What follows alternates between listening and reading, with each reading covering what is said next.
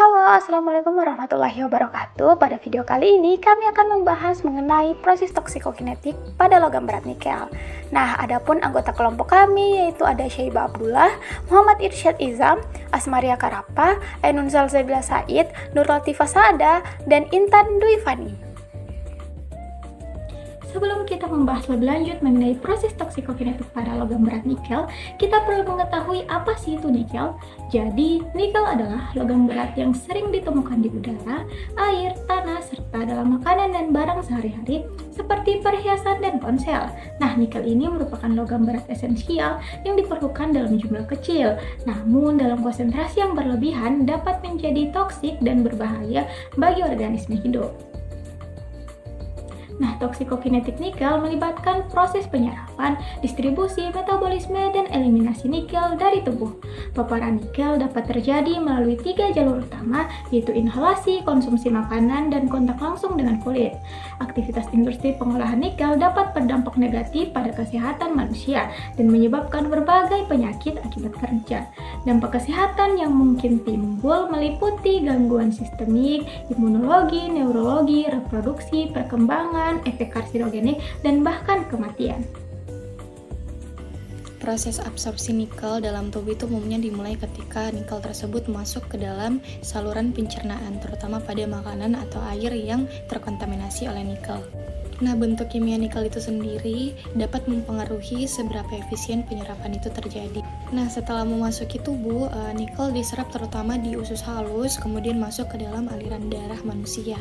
Nah, untuk dalam konteks paparan inhalasi, biasanya itu partikel nikel yang terhirup bisa langsung diserap melalui sistem pernafasan manusia. Dan kalau untuk dilihat dari tingkat toksisitas nikel terhadap lingkungan tersebut itu biasanya kita nilai dari sifat tanah atau pH dari tanah dan kapasitas tukar kation dari tanah tersebut.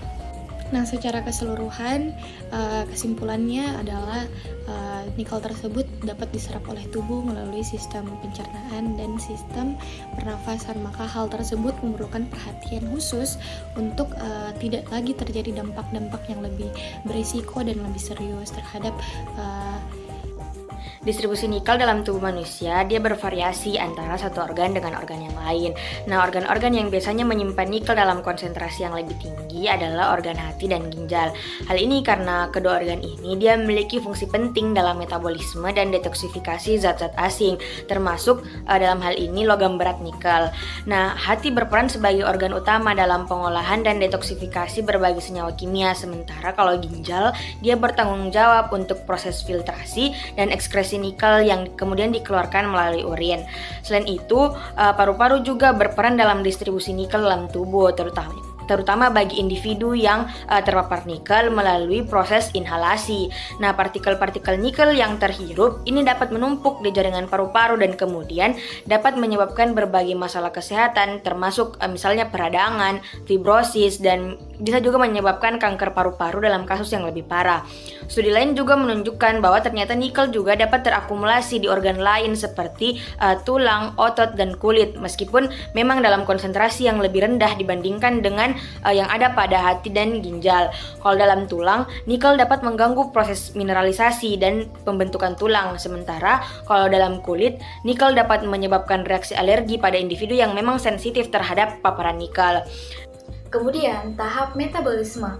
Zat toksin yang telah terdistribusi akan mengalami biotransformasi atau metabolisme. Metabolisme adalah proses perubahan struktur kimia yang dibantu oleh enzim tertentu di dalam tubuh. Nikel bersifat toksik jika terpapar dalam jumlah yang tinggi.